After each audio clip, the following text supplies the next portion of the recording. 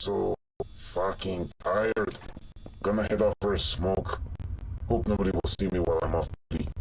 So, what exactly are we transporting? I am not sure, but I heard that it's some kind of new equipment for that. What's good, y'all? I'm Emmett Watkins Jr., also known as EJ Spun61 on a bunch of different places on the internet. And you're getting a very old school traditional gameplay commentary. I think I have like Red Alliance gameplay running behind me, just whatever. I one cool thing, so I've been playing a lot more PC games. I got a new graphics card and ultra wide monitor to replace my 2 monitor setup I had previously, and that has resulted in me playing a lot more Steam games.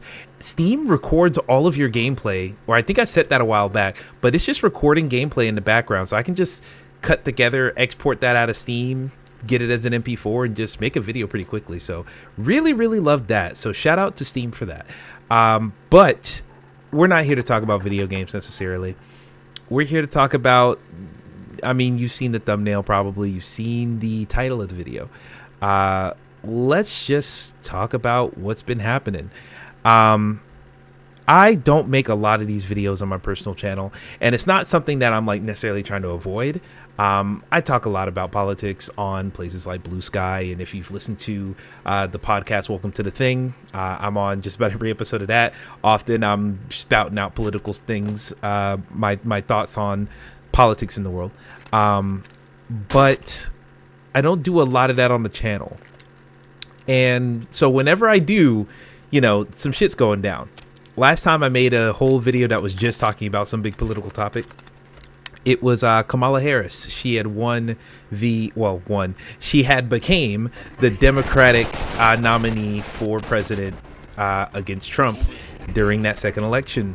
And she lost. But before she even lost, I was hammering it home. I was like, look, it seems like everybody's rallying behind her, but I want to make sure, you know, she's out here saying that Israel has a right to defend itself and kind of not recognizing the things going on in Palestine as a genocide. It just seemed like she was going to continue Biden's very hawkish, very pro-genocide stance of supporting Israel full stop and doing nothing to get justice for the citizens of Palestine. And I wasn't down for that, so I kind of made a whole video about that and made a whole video about how, wow, why isn't this a bigger deal? Why isn't this like a red line for people? We have gone so far from just that. Like, that has not been the mainstream talking point in some time, because things within our own borders here in America have gotten substantially worse in a lot of ways. And that leads us to where we are today, where ICE has been terrorizing Minneapolis last handful of weeks here, pretty much all of January, if I'm being real. And honestly, even before this year started, ICE has been out here dragging people, killing people. You know, it just hasn't been so blatant. Up until now, ICE has been terrorizing communities, terrorizing anyone who's not, you know, white, and honestly, terrorizing anybody who's not a white man. If you're a woman, you're probably in danger as well, because there's just a bunch of men that can just do whatever they want because they have impunity from the government, apparently. But ICE has been out here terrorizing people, and a lot of the deaths that have happened in ICE custody have happened, quote unquote, in their custody, meaning they haven't been happening on the streets a lot. It's been, oh, we detained this guy, and because we detained him, he didn't have his inhaler on him, so he asphyxiated after a couple days because he didn't have his medication. Or, oh, somebody was suffering from something, or we didn't have conditions good enough for them, so they were dehydrated or hungry, and then they passed away on us that way. A lot of like technicalities where there's a lot of inhumane stuff going on in the world. I mean, even Sudan, they're facing a man-made famine right now. And there's a lot of people guilty of that shit too. But that isn't sexy for a headline. We don't get out of our seats and be like, oh man, something needs to change if someone starves to death. Because if that was the case, man, we would have solved world hunger years ago.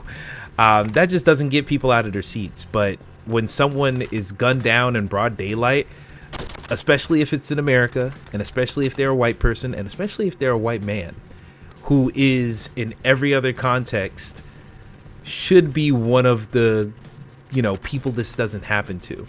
That's when people start turning their heads, because we've gotten to the point where I think it's Renee Good. I forget if it's Renee Good, and I think what's his name? Alex Pretty and Renee Good.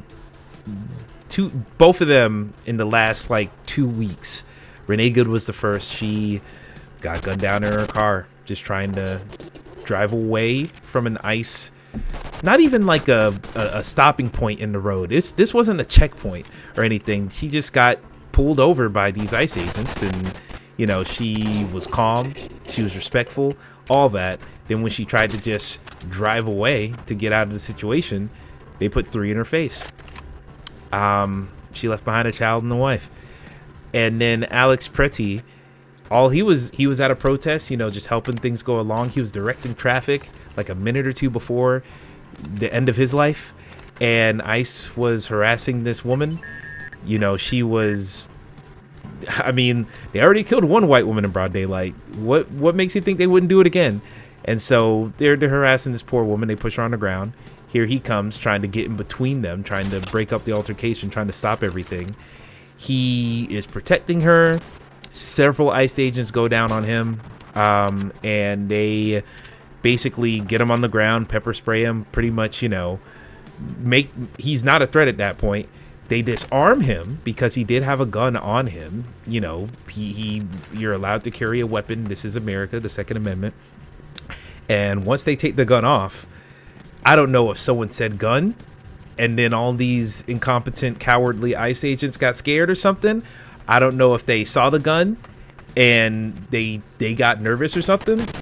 But whatever happened, someone set off a shot, and then other agents set off shots, and before you know it, Mr. Pretty's down there on the ground with 10 shots inside of him. So yeah, people are dying. Now, there's a lot of things I want to say. It's fucked up when shit like this is happening. Full stop. Just period on that sentence. It's fucked up when things like this are happening. But it's also fucked up because I think of everything I want to say about it all at the same time. So we're going to go from most annoying thing for me to say to potentially least annoying thing for me to say. And perhaps you'll understand why I'm phrasing it like that as we go. First off, it is very frustrating to see a lot of people, a lot of certain types of people, look at the deaths of Renee Good and Alex Pretty and have a fire lit under them for the first time. It's a lot of people for the first time saying, oh man, God, this Trump administration, this is a fascist administration. They are using the same terms that we used, Nazi Germany regimes, and the same types of terms we use for like Vladimir Putin and stuff. They're like, oh, this is a fascist regime. This is terrible. This is awful. Oh my God. They're like openly admitting that now. I'm seeing some people do that. And it took the deaths of 2 white people to do that. And better yet, we had one white woman, because like in my head, I'm thinking, all right, America, you want to talk about like the bodies America values. You would think white woman is number 1. Just from the way that they act like their priorities are played out. And by they, I mean white people. Like, we do live in a white supremacist society in the United States. Really, any Western European focused nation, if English is like their most commonly spoke language, pretty decent chance white supremacist society is what you're living in. But I say all that to say, the white woman died and like shit still happened. Someone else died after her. Things didn't stop. Now I do think so many things have been, I don't want to say things have been politicized, because everything's political. I think that becomes more and more obvious the longer I live, the more I see in the world. Everything's political. Everything ties back into a system of government in some way, even like your identity. But once people found out, oh man, the white woman died. Oh my God, I can't believe. Oh wait, she's gay. Oh well. Okay, whatever. Like, it's not people being like she deserved it because she's gay, but it's a lot of people who suddenly, in their heart somewhere, the dial went down just a little bit. The knob got turned a little bit to the left, and they're like, well, it complicates it. It complicates what should be an uncomplicated thing. And so people did not care to the same degree. Then again, it had only been, a week and a half, and then Alex died as well. And Alex is kind of like the ideal martyr for a lot of people, which is fucked up to say. But when you talk about, the typical American, they heavily value people who work in medicine. People who understand that type of stuff, people who have done the schoolwork and all that, the understanding, like people who are nurses, doctors, physicians. That's a heavily respected trade. And then on top of that, if you're doing that stuff for the military, oh my God. Like, even now, I didn't intend this because I just got off of work and I had the shirt on underneath my hoodie because it's been snowing over here. I've had on two hoodies above the shirt. But this is like, I went to a Kennesaw State game. My little brother played for the Kennesaw State football team. And this is like their, I guess, what is it, Labor Day? Whatever that day is in September, end of the year. It might be October. There's some like military holiday and they gave away a bunch of shirts. So I'm wearing like military paraphernalia today. I'm not going to get from behind the mic and show you. But if there's one thing that like everyone in America supports, it's the military. Now, I'm keeping a buck. I'm letting all my cards on the table. I don't fuck with the military in concept. I'll respect members of the military. I can respect people who did serve, but I don't respect the American military in concept. I just don't. I don't understand why we give all of our money to it when all that money could be going to programs to make America itself better. But no, we have to have the biggest stick in every other country so that they know we're putting them in their place rather than doing anything for actual Americans. And even then, do anything for like the world. It's just a waste. It's just a waste. We don't need to have such a big fighting force. But we support the military very, very doggedly. So to have a nurse who was a military doctor, like he wasn't out here, on battlefields patching up bullet wounds, but when these veterans have come in, when these people who served in previous wars and were parts in the military, way, way long ago, he was the one giving them care. He is giving the service back to those who served us. And that is just like red meat for anyone who heavily identifies as an American. He got shot too. And I feel like that was a alarm bell for people, because it's not like that is the type of guy where whether or not he actually did watch stuff like a Fox News or stuff like a Newsmax or any of these like right-wing types of news coverage programs, whatever, he is like the ideal viewer that people have in their head, or like the ideal American that those types of viewers have in their head. Just a white guy who did everything right, got a medical degree and all this stuff, and is using it to help people in the military, a Second Amendment respecter and user. He takes advantage of the Second Amendment. He had a weapon on him. He just carried it because, if you really truly believe in the Second Amendment, you'd be carrying guns everywhere. You'd be carrying it to church, you'd be carrying it to a grocery store, you'd be carrying it to a movie theater, wherever they let you take it, which really, the amendment is there. You taking it anywhere. So, he was the ideal American to the definition of those types of people. And even he got shot. And I think that woke a lot of people up for the first time. And what frustrates me, it's a lot of people being like, damn, I've never seen a lynching on camera before. Damn, I've never seen someone killed by the police on camera before. Damn, this is such a wake-up call. We went through this. Every generation has gone through this in a certain way, where the black people in the room have not been surprised by any of this. This is the type of stuff that's been happening to us for generations.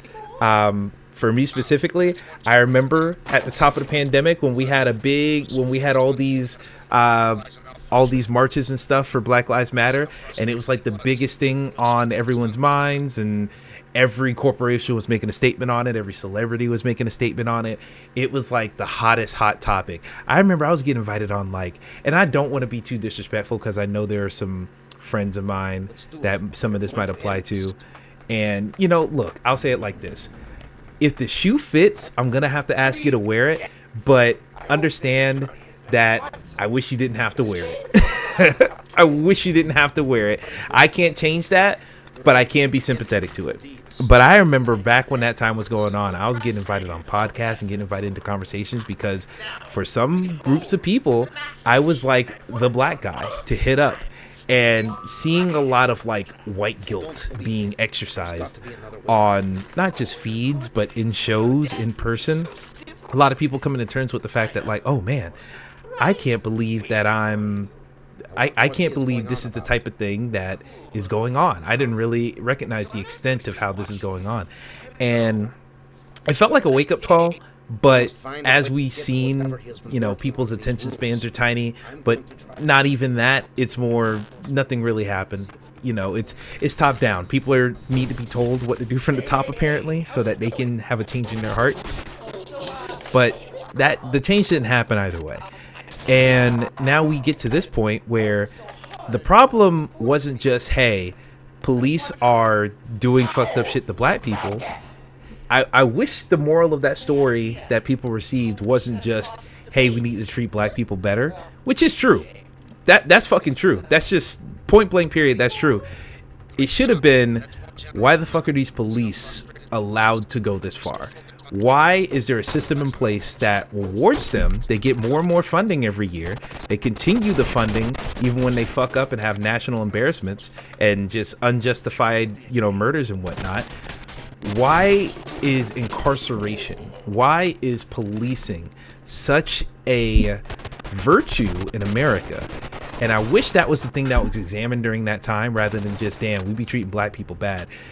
We could go so much worse with how black people are treated in America. And not just currently, like, we only have the police being the way they are right now because they started as slave catchers. All these are just slave catchers going forward in time. Like, that's all this is. Like, we had slavery, and when slaves got away, you had to have a couple good old boys to go out there in the forest and find them, or go out into the next state down and find them, or go out into the next county or next city or whatever, and then they bring them back, sometimes in one piece, sometimes not, and they keep doing that. And then once slavery was done, you know, you still had a couple of them still out here trying to police stuff. But once slavery was done, it's like, well, we can't catch them and bring them back, but we still don't like them. We still got to, like, make sure they don't have it too good. So let's just, like, harass them. And that's where you get the Ku Klux Klan. But a lot of those Ku Klux Klan members, they stuck around, they gained legitimacy in their communities, and they became the policing force. Instead of it being, oh, well, go fuck up those black people because they did something wrong, parentheses, just because they're black. Let's go fuck up anyone who did something wrong and just extend the brutality, extend the violence, extend the harassment to anyone who we've deemed lesser than. Sometimes it could be for a legitimate person, for a legitimate reason. Sometimes they stole, sometimes they murdered themselves, sometimes they, you know, did a more heinous crime than that. But it always starts not from a protective standpoint. It starts from the vengeance first, the violence first. I have a loaded weapon, and this weapon has to be discharged. It has to be discharged. And so I am not looking to make a situation better. I'm looking for a way to discharge this power. And as soon as someone messes up, as soon as someone gives me a reason to discharge this, I will gladly unload this clip. And that is what America is built on. It is built on, I have power, and I am itching for a reason to discharge this power. And that kind of methodology and that spirit is not only how you get the Trump administration being the way it is, but like ICE itself. These are a bunch of, I don't even want to say disaffected men, because I feel like, number one, I'm gonna keep it a buck. I don't know if I fully know what the word disaffected means, but whenever I hear it, I'd be like, oh, you're being very sympathetic to these white boys that don't need no sympathy because they be out here harassing people and killing people in the street. But you got a bunch of these dudes that have a lot of anxiety right now because, you know, the economy is fucked up.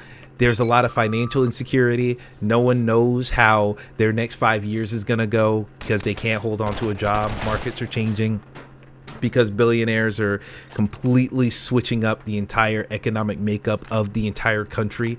And that puts a lot of anxiety on us because it's not as easy. It's not as clear to be like, hey, my own hard work is going to pay off. That's not always guaranteed nowadays. And that creates a lot of anxiety. So you got a lot of these dudes who are like, I'm already feeling nervous. And so what makes a guy feel good? What should make a guy feel good is taking action, but that action should be constructive, not destructive. You got a lot of these guys coming out here and they're like, oh man, I'm feeling nervous. It used to be, whenever a guy felt violent, go out there and hunt for the fucking village. We need more lambs. Can you just go like brutalize a lamb and then come back and now you've contributed to the community? Now you got dudes out here who still feel like they need to fulfill that role. For whatever reason, they can only conceptualize their existence being worth anything if they can exercise violence in some way. But there's no constructive outlet for that for most people. And so now they're like, oh, damn, how else can I exercise this? Oh, well, ICE, they'll let me, exercise my power. They'll let me unload this clip on anybody I want, parentheses, who doesn't look like Donald Trump. And you know what? I should change that because Donald Trump looked orange himself. I can expel this power on anyone who isn't white within reason. I can kind of justify it after the fact. I can do that, number one. And number two, they give him $40,000 signing bonuses too. That's really going to help my economic anxiety. So you got this fucking force of slave catchers, even more direct slave catchers at this point, and they're doing damage the whole time. And all they're looking for is a reason to expel their power on another. And this isn't exclusive to just ICE people. There are I don't want to say normal people, but if you get around the right conversations, you talk to the right dudes, and this is mostly almost exclusively a man thing. Ladies, if there's any ladies watching this, you can get in the comments and tell me what's up.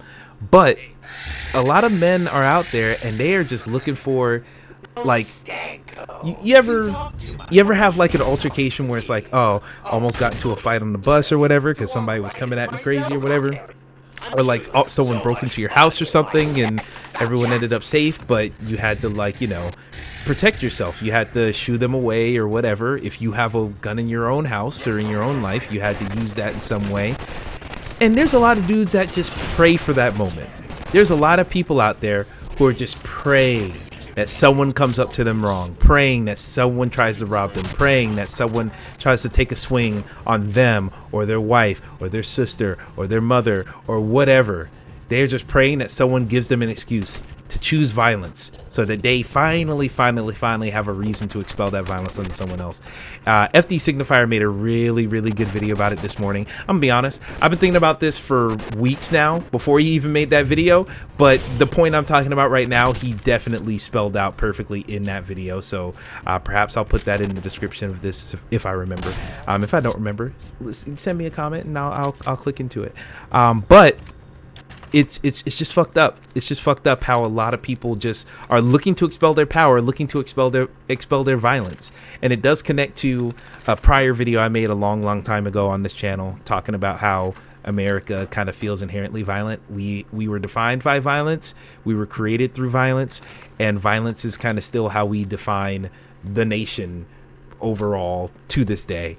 That video continues to be very, very on point as far as I'm concerned. And it might be one of those videos where I probably said something that someone else has already said, but I came to that conclusion independently. So I felt not smart, but felt justified in putting a flag in that landmass as if I was the only one to discover it. I didn't see any other flags. So, it is what it is. But in any case, I am feeling frustrated. I'm feeling very frustrated because I see people, thankfully coming to conclusions that I kind of came to months, if not years earlier. I kind of always knew that Trump was a fascist. I kind of always knew that Trump was, people want to compare him to Hitler and stuff, which fair. But, Hitler's not the only villain of the world.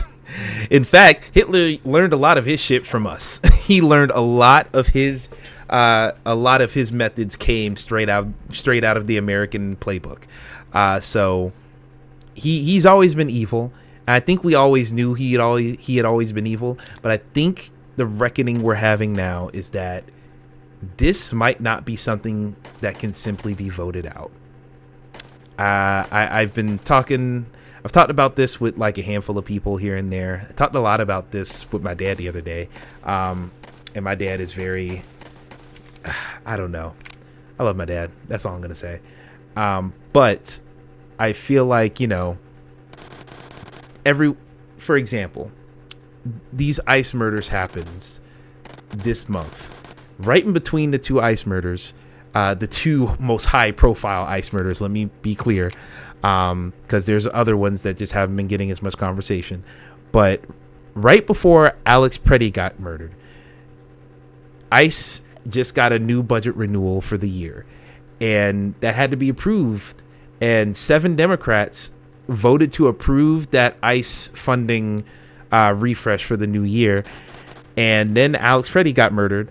And now we're all looking at those 7 Democrats that pushed that funding through. Like, what the fuck? Like, not necessarily that they're directly responsible because, the law doesn't work that fast. The government doesn't work that fast where that funding the funding that they approved did not directly buy the bullets that went into Alex. I'm just going to say that straight up.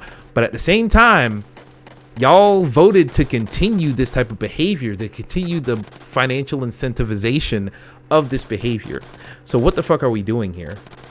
And usually the answer to that is, well, they just fucked up. We're going to vote them out in the midterms. We're going to vote them out in the next election. Yeah, that's cool. The next election isn't till October. We've got like, half a dozen people murdered by ICE in different ways this year already. Don't shoot, please. And it's not even, I'm recording this, it's not even February yet. And so, and you have the fact that Trump and his regime, they have lied every single time something like this has happened. They lie on the victim. They say that the victim was a terrorist. They say that the victim was an extremist in some type of way just to justify their action preemptively, or after the fact, I should say. It is clear that we can't trust the government. And I hate saying that because to say that makes anyone sound crazy. And it's weird to say that because I felt that in certain ways for quite a while now, where I think the genocide really did it. I think the genocide really did it. The first genocide I found out about, which for most of us, I shouldn't say the first genocide ever. America's responsible for a lot of genocides. But Palestine, Israel, their genocide on Palestine, Gaza Strip, all that. Seeing the images out of there, seeing the conversations coming out of there, seeing the portrayals of everything Israel's doing and everything Palestine is doing, and yes, even everything Hamas is doing, because everyone likes to say, "Oh, do you condemn Hamas?" I condemn murder, but it's clear when murder's being done by one side more than the other to magnitudes more. But I think it became clear to me right then where if there's genocide going on and our own government is not talking about it and portraying it accurately, then how the fuck, if we don't agree on what reality is, then how can we move forward? And that was already something I kind of felt like when Trump first came into office, when Trump was first, coming up and becoming a big deal, quote unquote. But as I've gotten older, as I've continued to see, things play out the way they've been playing out, we just don't agree fundamentally on what reality is. At first, it was just me as a U.S. citizen did not agree with the reality of another U.S. citizen. And that was an agreement. There's not a lot of stakes there. Like, I can tell you that you're wrong and shit, but like eventually you're going to have to either come to terms with reality before it hits you in the face, or you'll eventually just accept the world. Because here's the thing. People go crazy unless their needs are met.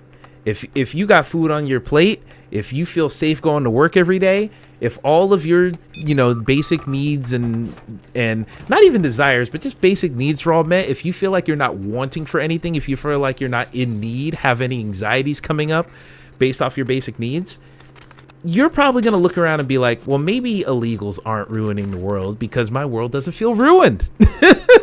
Maybe it is not the fault of any minority out there for all of the troubles in my world, because I don't have so many troubles in my world.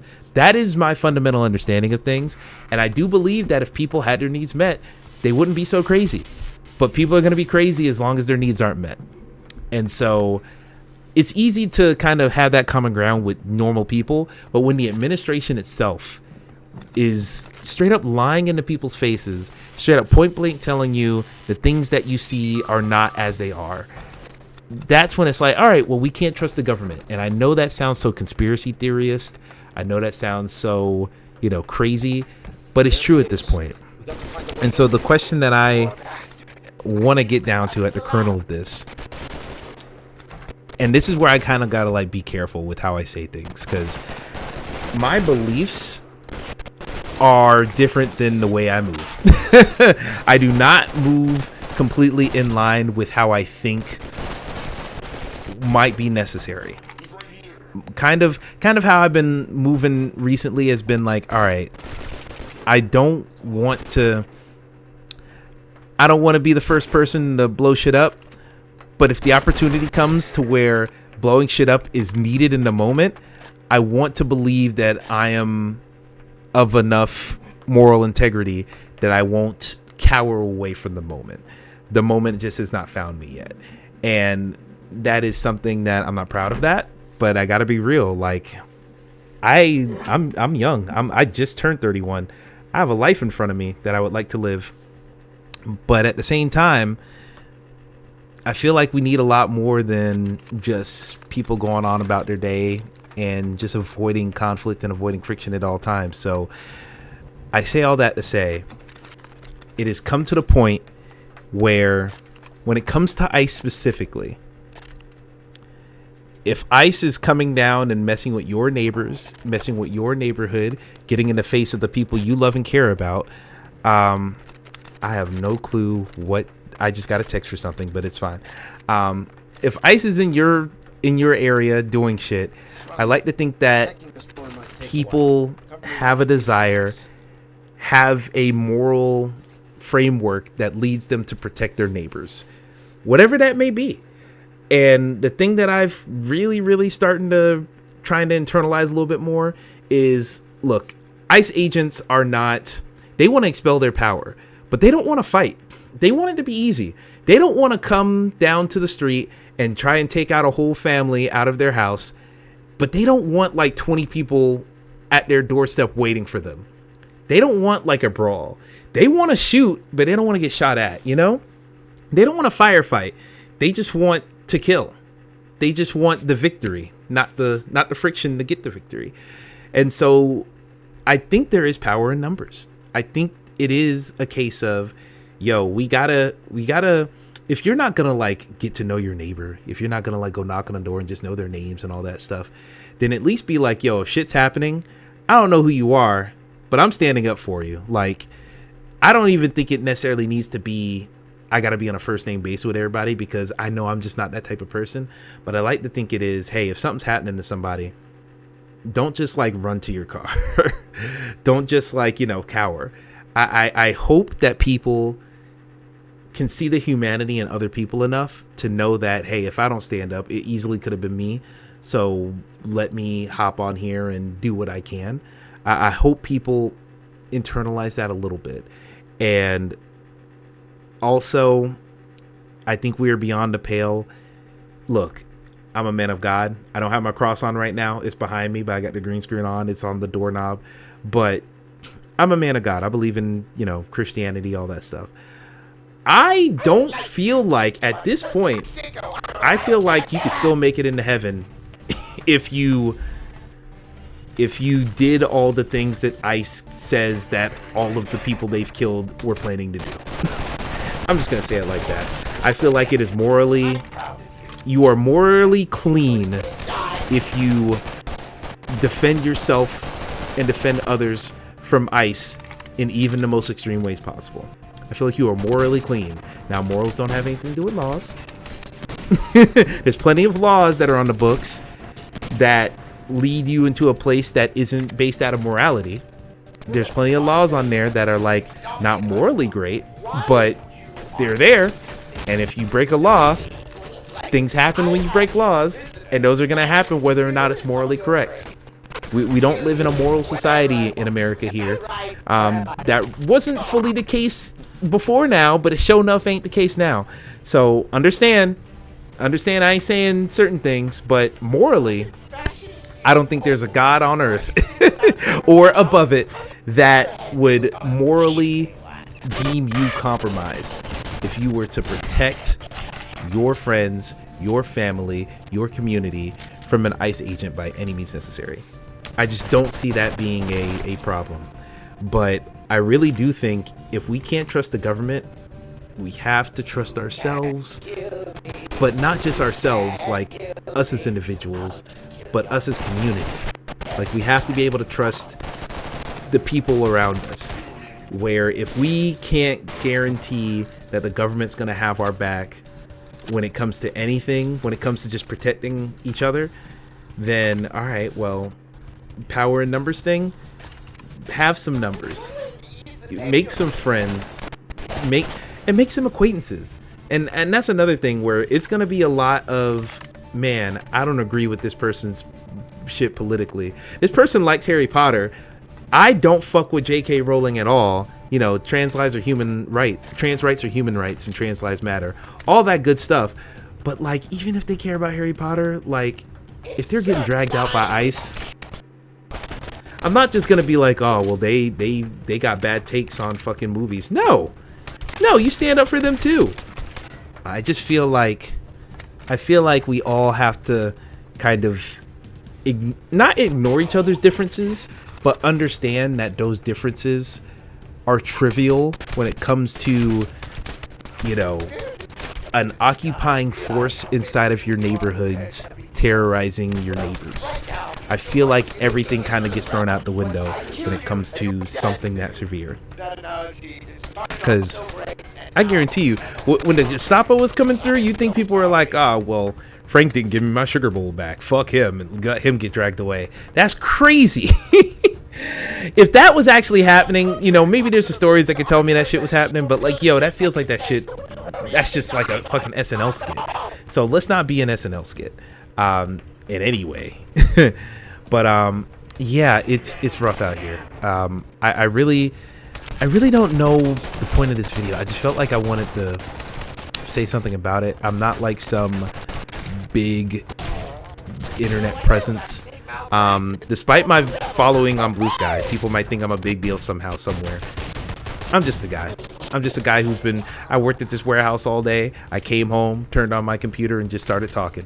But I do feel like, even though I don't know what to say, I don't know like the perfect thing to say, because that's another problem of mine, and this is something I've talked about in therapy in the past. But like, I'm always trying to like fix things. I always want to have the solution. I always want to know the thing to make it right, because then when I make it right, it doesn't have to be a thing anymore. You know, if there's a problem, I can come over and fix it. I can come over and tweak it. I can provide the emotional support. I can buy the item that's needed. I can like do the thing, and then the switch is turned off and we're back to happy times, and it's back to the lightheartedness. There's no fixing this. There's no happy times right on the other side of this. There's no light switch to flick on and off on this one. It's going to take community, but it's also going to take honesty. We have to be honest about the fact that ICE didn't come out of nowhere. It didn't just become, no one just said, hey, well, you know what if we just had these armed militants out here terrorizing communities. It didn't just start from Trump having it out against Minnesota because they never voted for him. It never started there. It started all the way back at the foundations of the country. And I want that to be the lesson we take away from this. Don't let it just be Trump bad, and then once he's gone, hopefully someone makes that happen rather than God himself only.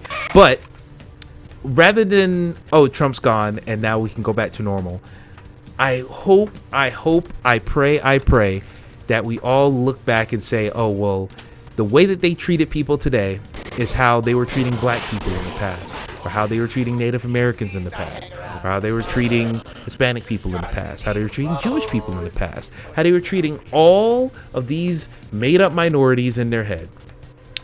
These behaviors are a part of a lineage. And I hope we go back and kind of wrestle with that lineage and start there rather than just saying, oh, well, we fixed it this time. We can't do it again. And then we're here again in 20 years. I don't want that because I'm 30. I don't want to go through anything else like this again.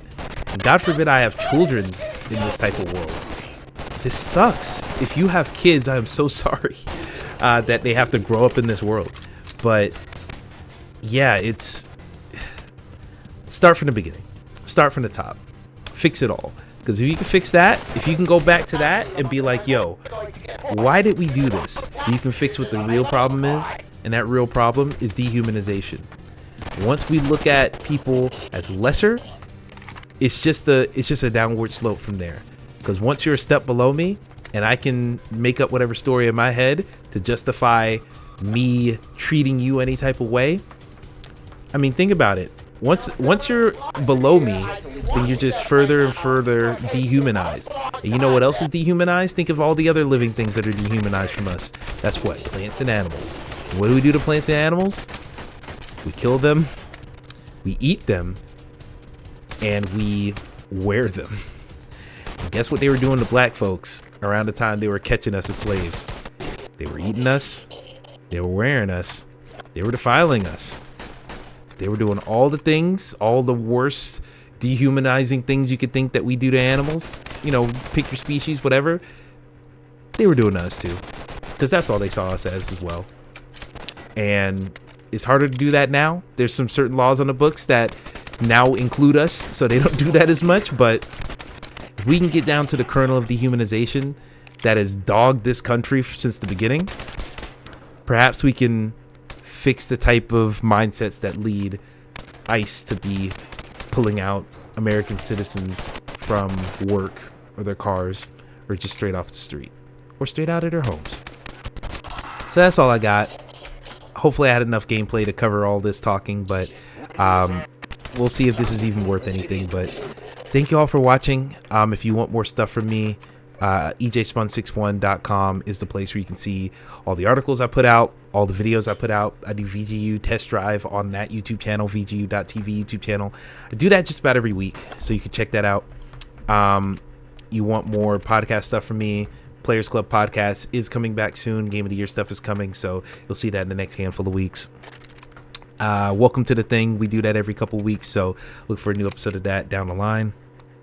And I am thinking about streaming again. I got this new setup. I got all my consoles kind of more conveniently hooked up. I'm thinking about streaming again for sure, so look forward to that. But that's all I got today, man. I just really want to talk about this situation. There's gonna be more upsetting shit like this going on, where it just burns in my brain too much, and I have to talk about it somewhere. And this is messy. I'm not proud of everything I've said on this video probably, but it's all coming from a place of honesty, and I think the truth will set us free, in part at least. Thank you all for watching. I've been Emmett Watkins Jr. And as I always say, damn, could you see that I had my whole arm in my pants down here? Oh my God, that's so embarrassing. We're gonna ignore that. All right, as I always say, keep it real, keep it trill, and play on playa. Peace out, y'all.